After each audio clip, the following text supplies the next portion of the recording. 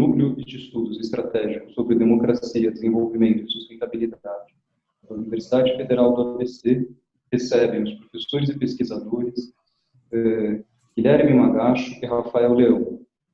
O Guilherme e o Rafael escreveram em conjunto com o Marco Brecher o texto chamado Impactos Econômicos da Crise do Covid-19 e dos Programas de Renda Básica Emergencial. Esse texto ele foi divulgado pela Fundação Getúlio Vargas como o primeiro texto para a discussão de 2020 do Centro de Estudos do Novo Desenvolvimentismo. Eu vou fazer uma breve introdução, em seguida a gente vai seguir com a discussão por meio de algumas perguntas. Não é? Então, o texto do Brecher, Magacho e do Leão, ele busca analisar os impactos sobre a renda, o emprego e o PIB no Brasil do novo coronavírus e as consequências de um programa de renda básica emergencial de um salário mínimo, também sobre a renda, o emprego e o PIB. Além disso, eles confrontaram estes resultados que eles obtiveram por meio desse texto para discussão com aqueles decorrentes de um programa de renda básica emergencial de R$ 600 anunciado pelo governo. Trata-se de um texto e uma reflexão úteis, não é? Que nos permitem concluir que, devido às políticas de isolamento, a perda de renda dos trabalhadores informais, por conta própria e intermitentes, quando somado à impossibilidade de reempregar desempregados e desalentados, supera os 50 bilhões de reais mensais. Ademais, segundo os autores, esse cenário terrível poderia em grande medida ser revertido por meio de um programa de renda básica emergencial, um salário mínimo, ou seja, R$ 1.045. Feito esse breve preâmbulo, a primeira pergunta é a seguinte. Na tentativa de estimar os impactos da crise decorrentes do novo coronavírus, bem como os efeitos de um programa de renda básica emergencial, foi necessário o levantamento do perfil populacional e dos vínculos ocupacionais existentes na economia brasileira. A pergunta é, como vocês fizeram isso? Quais foram os resultados? Primeiro eu queria agradecer ao NIDS, ao Gabriel em especial pelo convite. Acho que é uma oportunidade bastante interessante da gente expor esse trabalho que a gente fez. A gente vem fazendo, porque ele é um trabalho em construção, conforme vão mudando as perspectivas com relação às políticas, a gente tem atualizado. Depois que passou no Senado, a gente fez uma primeira modificação, agora tem uma possibilidade de uma segunda que a gente tem pensado. Mas queria agradecer, então, ao NIDS por essa oportunidade para discutir um trabalho que eu acho que pode contribuir bastante nessa mitigação dos efeitos da crise. E agradecer ao Rafael, ao Leão e ao Marco Brecher pela oportunidade de fazer esse trabalho bem interessante com eles aí. O que a gente fez nesse primeiro momento, né, no trabalho foi dividir os trabalhadores de acordo com o vínculo empregatício deles. Então, a gente usou a PNAD, né, Pesquisa Nacional para Amostra Domiciliar, e a gente separou eles de acordo com, na verdade, não só os trabalhadores, toda a população brasileira, de acordo com o tipo de vínculo. A gente identificou que grande parte são seletistas, alguns intermitentes e alguns fixos, né? Grande parte deles também compõe o grupo dos informais, que, como a gente vai ver, são os mais afetados pela crise. E outros beneficiários do Bolsa Famílias, tem uma série de outros desempregados em desalento também, que tem uma participação bastante relevante. Mas, basicamente, o que a gente fez foi usar a Pesquisa Nacional por Amostra Domiciliar e, a partir dela, a gente dividiu são 14 grupos, né, que a gente usou, primeiramente, e também essa divisão por decil de renda. O que é a divisão por decil de renda? Basicamente, você interpreta aí a população brasileira, ela se divide em aqueles que ganham até 10% da renda média. Desculpa, na verdade, você divide a população de acordo com os que ganham, os 10% que ganham menos, depois dos 10 aos 20, dos 20 aos 30 e assim sucessivamente. Para a gente conseguir construir um quadro para saber quem é que está sendo afetado pela crise, que são as pessoas com renda per capita, na verdade a gente usa renda familiar per capita menor ou aqueles que têm renda familiar per capita maior. E o que a gente percebe é que, basicamente, existe uma distribuição uniforme aí dos afetados pela crise, principalmente quando se trata dos informais, mas quando a gente coloca desempregados e trabalhadores em desalento, você tem uma tendência muito maior para que a população mais pobre seja mais afetada pela crise. Nessa ótica da renda, porque tem uma outra ótica também que a gente tem que considerar, que é o quanto essa renda é importante para a pessoa consumir, na medida em que uma população mais rica tem outros tipos de acesso. Ela tem acesso a crédito, tem acesso à poupança, que já teria feito antes. Então, uma quebra de renda para uma população mais rica tem um impacto menor do que para a população mais pobre.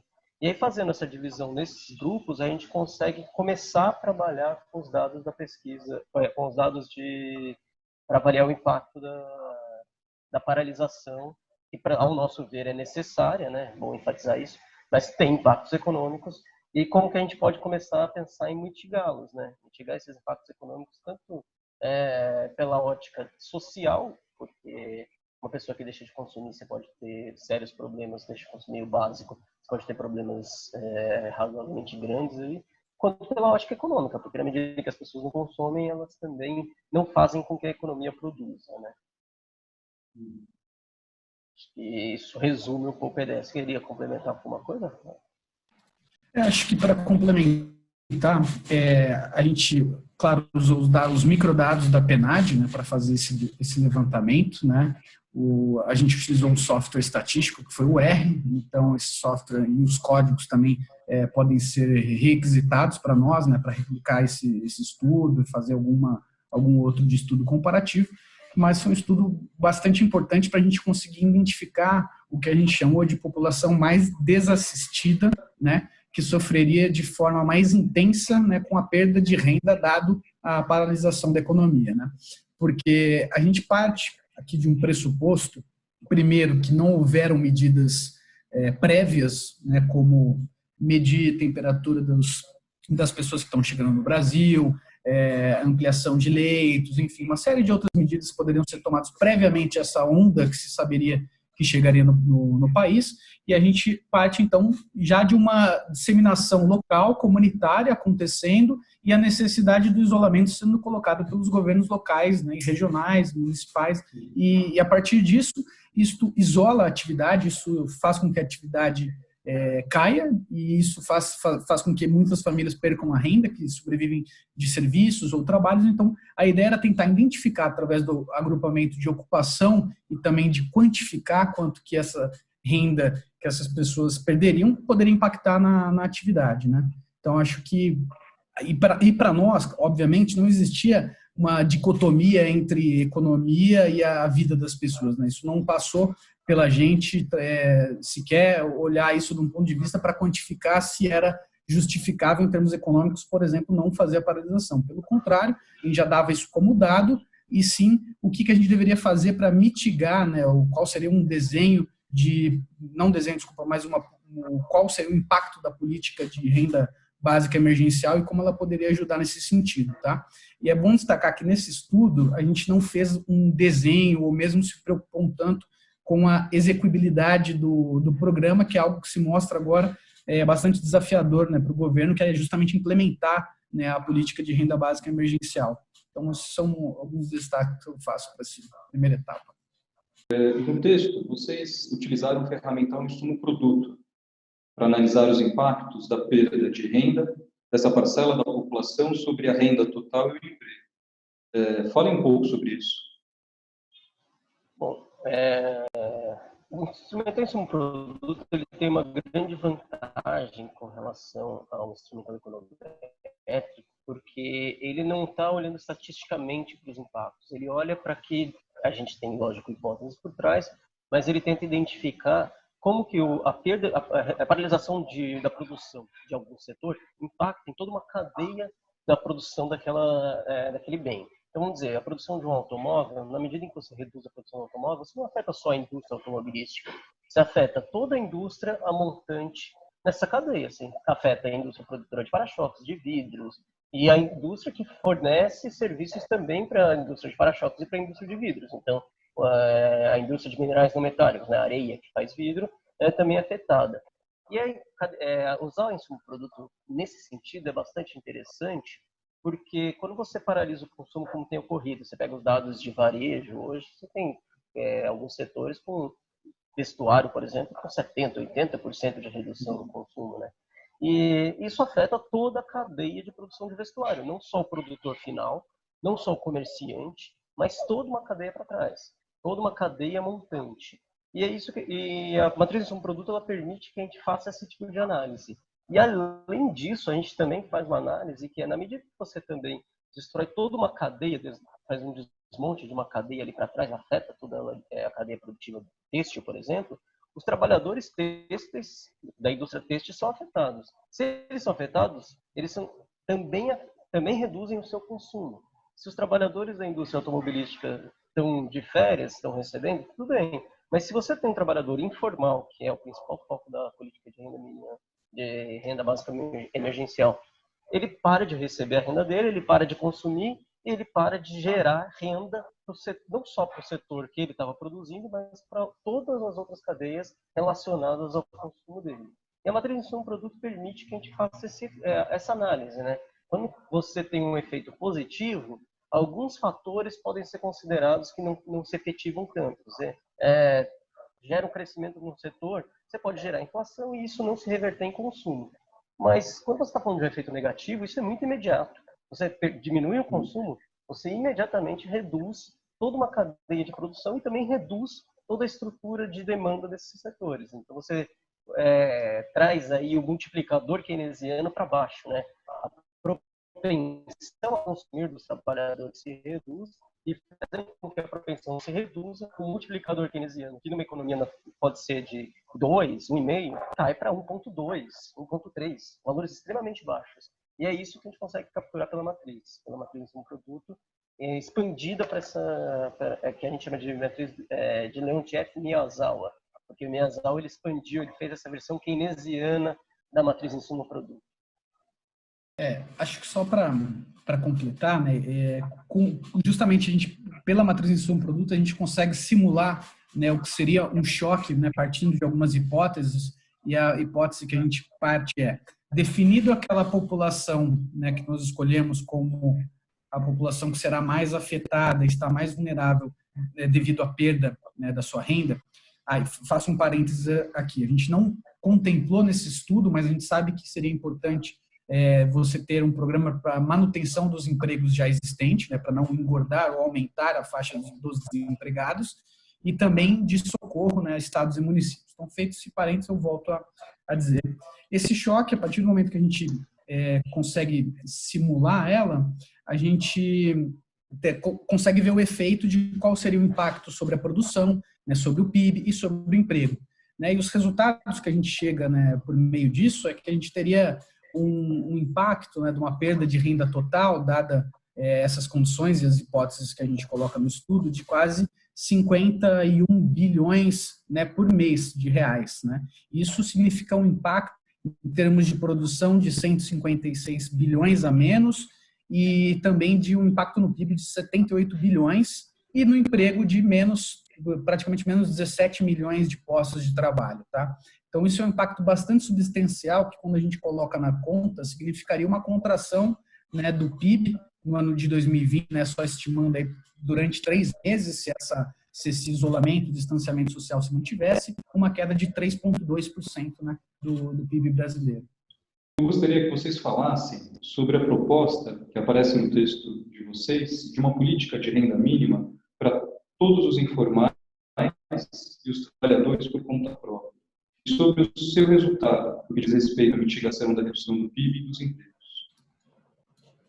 A princípio, né, como ainda durante que a gente estava escrevendo esse trabalho, ainda não se tinha exatamente a clara ideia de quanto que seria essa renda emergencial que seria pago, né, e exatamente quem seria também a população.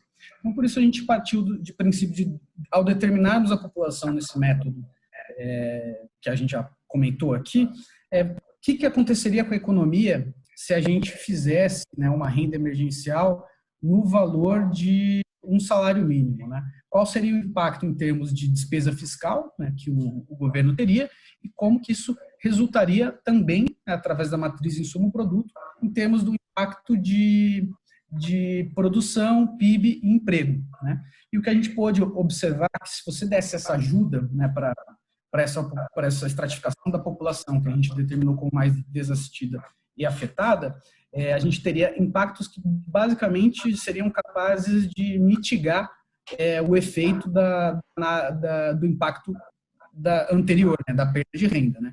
Com 1.045, né, um salário mínimo per capita, né, pago a essa população, a gente teria quase 153 bilhões por mês de aumento, na produção, né, de um choque positivo. Teria também um impacto no PIB em termos de 75 bilhões de reais por mês. E o impacto sobre o emprego, ele praticamente netaria, né? Ele ficaria...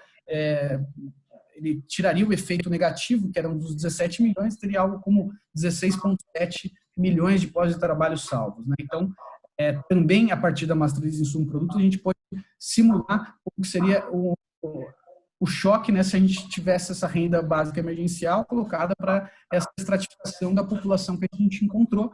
E a partir desses resultados, a gente viu que seria um programa bom, de certa forma, justamente porque ele conseguiria mitigar, né, partindo da hipótese que a gente ficaria num isolamento aí durante 3 meses, né, e claro que toda aquela população teria que perder a renda, né, de maneira integral para ter esse choque. Com isso, a gente pode observar que os resultados são benéficos, positivos, eles praticamente anulam o resultado negativo que você teria, né?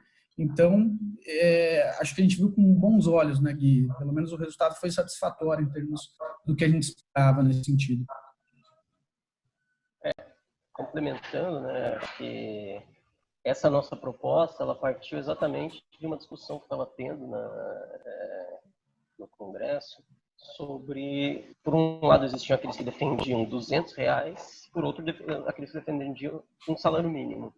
R$200, lógico, todo o dinheiro, principalmente para a população mais desassistida, é bem-vindo, mas ele não tem um efeito razoável, minimamente razoável sobre a economia, e ele, no máximo, mitiga alguma perda ali social, principalmente para o primeiro decil, que é o único que ganha menos do que esse valor, né? A primeira parcela, os 10% mais pobres da população, no máximo os 20%. O que a gente percebeu é que com a nossa política que a gente estava analisando de um salário mínimo, praticamente até o sexto decil você teria um impacto da renda completamente suavizado. Você teria um efeito aí para os 60% mais pobres da população, que seria, tudo bem, eles perderam renda por conta do desemprego, mas por outro lado eles ganhariam renda por conta dessa política de salário mínimo, né? Conforme foi evoluindo as discussões, chegou-se no meio termo razoável, né, de R$600 por pessoa, por trabalhador informal, e posteriormente foram incluídos, trabalhador informal, desempregados, né, e posteriormente foram incluídos os trabalhadores intermitentes, que corretamente incluídos, né, porque por conta da reforma trabalhista esses trabalhadores ficaram numa situação muito semelhante à dos informais, por conta da queda da renda, queda do consumo, geraria para eles desemprego. Se eles são trabalhadores intermitentes, eles provavelmente seriam aqueles primeiro afetados pelo efeito da paralisação, né? E essa política de R$600, na verdade são R$600 para quase todos os trabalhadores, exceto trabalhadores desempregados, né? Exceto para mães solteiras que ganhariam R$1.200, que predominantemente nos primeiros decis, acho que essa é uma política extremamente importante, porque chefes de família, mães solteiras, e são provavelmente as mais afetadas, porque elas dependem das avós para deixar crianças em casa, e a gente tem que ter um resguardo, e mais importante ainda, com relação aos idosos, né, por conta da crise. Então, essas mudanças de 200 para 600 são muito bem-vindas, e a gente analisou qual a parcela da população seria beneficiada com essa política. Praticamente os 80% mais pobres teriam de alguma forma assistência, só que ela recompõe só a renda do terceiro, por completo, né? Até o terceiro decil de renda, até o quarto praticamente tudo, né? Então, os 40% mais pobres da população seriam realmente teriam realmente um benefício que compensaria essa perda gerada pela paralisação. Os outros ficariam em uma situação intermediária, o que, obviamente, tem um impacto econômico. Você teria uma perda econômica razoável, a gente estaria falando aí de uma política que teria um custo fiscal de cerca de 21 bilhões por mês, o que significa praticamente 60 bilhões, 63 bilhões por ano, no total, né, considerando os três meses de paralisação, aliás, que significa menos do que 1% do PIB, né? A gente está falando aí de uma política que ajudaria 40% da população, garantiria renda para 40% da população mais pobre no momento de desespero como esse, e ela custa menos de 1% do PIB. Mas eu acho que o mais importante aí, além, lógico, da questão social, é que esse impacto fiscal, ele é muito, em parte, recompensado pelo crescimento econômico. A gente estimou que você teria um efeito aí que seria muito superior sobre o PIB. Você poderia chegar ali quase a 30 bilhões de aumento do PIB. A garantia, se a gente tinha falado no começo que a crise vai gerar uma perda de 17 milhões de empregos, a gente está falando aí de que pelo menos 7 milhões desses empregos seriam recuperados, ou pelo menos seriam menos afetados por conta dessa política. Então, acho que o ponto-chave aí dessa política de R$ 600 ou de um salário mínimo é que ela, além de conseguir restaurar a parte razoável da renda de uma grande parcela da população, principalmente a população que, como a gente tinha dito no começo, é a que mais depende disso, né? Porque não tem outras formas de financiar seu consumo. Além disso, ela tem um impacto sobre o PIB e o emprego, afetando inclusive as empresas, as micro e pequenas empresas, principalmente as micro e pequenas empresas e médias empresas, que são aquelas que mais dependem que é o famoso vendem o almoço para pagar a janta, né? Eles estão ali, eles precisam de fechar o caixa no final do mês, e qualquer crise como essa pode levá-los a uma quebradeira total. Gente, por fim, além do programa de renda básica emergencial, quais outras medidas vocês julgam necessárias para atenuar a crise resultante do novo coronavírus? Como falei, né, a gente olha primeiro para a renda básica emergencial, mas existe, claro, algumas outras medidas que poderiam ser colocadas e fazem todo sentido de serem postas em prática, né? A gente tem discutido também questão de reconversão industrial, né, que seria pegar parte do nosso parque industrial e direcionar ele para a produção de desde os equipamentos mais básicos, né, como máscaras, luvas, álcool em gel, né, para ajudar no contágio e conter a disseminação, como também equipamentos mais sofisticados, mas aí possui toda uma complexidade, né, e precisa se estudar as questões se a produção em escala consegue ser feita no Brasil, para a gente produzir também aparelhos como os respiradores, que sabemos que são os aparelhos, né, bastante necessários, urgentes, né? O mundo todo hoje está buscando, demandando esse aparelho, né? Então, também essa reconversão industrial, que obviamente é algo muito difícil de ser coordenado, não dá para ser simplesmente deixar o mercado para resolver isso, né? Tem que existir um programa que vá, né, de encontro com isso para poder garantir esses equipamentos estéticos para ajudar, né, no combate, né, à crise do corona. E, posteriormente, a gente fala, né, de como a gente vai reativar a economia, porque a gente tem um choque aí, de fato, né, depressivo na demanda, deflacionário também por si, e acreditamos que futuramente, né, após passar esse período, talvez seja a ideia de voltar a elevar os investimentos públicos, né, sobretudo para a infraestrutura, porque sabemos da capacidade, né, do multiplicador desse segmento e como ele afeta, né, as cadeias para frente e para trás, ou a montante, como o Gui disse anteriormente, né, são uma combinação, né, de investimentos públicos, redirecionamento do parque industrial para esses equipamentos de primeira necessidade e também esses mais sofisticados, né, e além também, claro, a gente tem visto algumas medidas, né, importantes, como garantir liquidez, né, para as empresas, né, manter o crédito fluindo, além de que também disponibilizar recursos para estados e municípios, porque eles tenham, né, capacidade de atuar e pontificar o seu setor de saúde para combater, né, a crise do corona. Eu entendo que o ponto-chave aí é não deixar a economia... tudo bem, vai ter uma queda. Quanto menor for essa queda, melhor. Então, é importante que a gente tenha esse tipo de política que a gente está discutindo aqui, a renda básica emergencial, para mitigar um pouco dessa queda. Mas é extremamente importante que a gente não tenha uma recuperação em L, né? Ou uma não recuperação, que seria recuperação em L. Quando você tem uma queda e você não se recupera. Existem as 3 clássicas, né? Que é a recuperação em V, que é aquela que você recupera muito rápido. A recuperação em U, que você demora um tempo para recuperar, mas que você recupera dentro de alguns meses passado todo o isolamento. E a não recuperação, que é a recuperação em L, que é quando você tem tentar fazer o contrário aqui, né? Você tem uma queda, você continua com essa queda e você não consegue recuperar o potencial da economia de produção. Então, as medidas que o Rafael falou, e eu complementaria com outras, são extremamente importantes para, primeiro, mitigar essa queda, mas também para fazer com que, no momento de recuperação, a economia tenha fôlego. Se você faz uma série de medidas como estão sendo feitas hoje, ou pelo menos no caso brasileiro, que são medidas apenas de postergação de pagamento de impostos, postergação de recebíveis, postergação ou crédito, que é extremamente importante, é necessário. Porque se não for feito isso, aí quebra agora, né?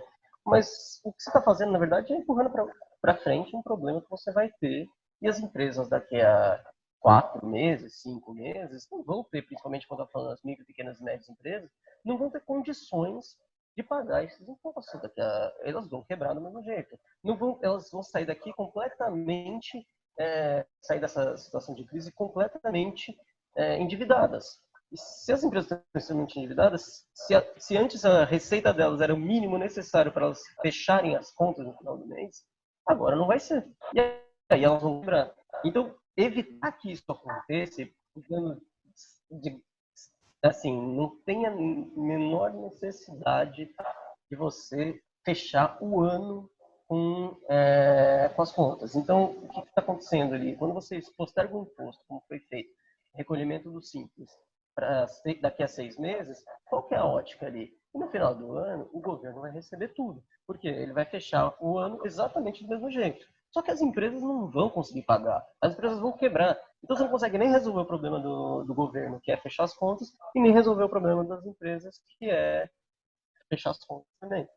Então, o que seria necessário, ao meu ver, seriam políticas que tentassem ao máximo manter as empresas quase como na situação no T0 ali, na situação inicial, naquela situação como elas entraram na crise, tanto em termos do endividamento, quanto em termos da necessidade de pagamento de tributos, que é uma forma de endividamento, quanto em termos do número de empregados, porque se você não faz isso, você impede que a economia recupere daqui a 2, 3 meses a sua capacidade de produção. Eu acho que esse que é o cerne da questão, é você não destruir as empresas, e principalmente as micro e pequenas empresas que estavam ali vivendo no fio da navalha, né? Vivendo naquela situação em que elas não podem se endividar. Elas não podem se endividar mais do que elas já estão endividadas. Gente, bacana. Conversamos com Guilherme Magacho, PhD pela Universidade de Cambridge, professor da UFMT, pesquisador associado ao Centro de Estudos do Novo Desenvolvimentismo da Fundação Getúlio Vargas, e com Rafael Leão, doutorando da Fundação Getúlio Vargas, pesquisador associado ao Centro de Estudos do Novo Desenvolvimentismo. Eles escreveram, junto com Uma Brancher, o texto intitulado, que foi objeto da nossa discussão, intitulado Impactos Econômicos da Crise do Covid-19 dos Programas de Renda Básica Emergencial. Eu agradeço muito ao Guilherme e ao Rafael, e é isso aí, gente.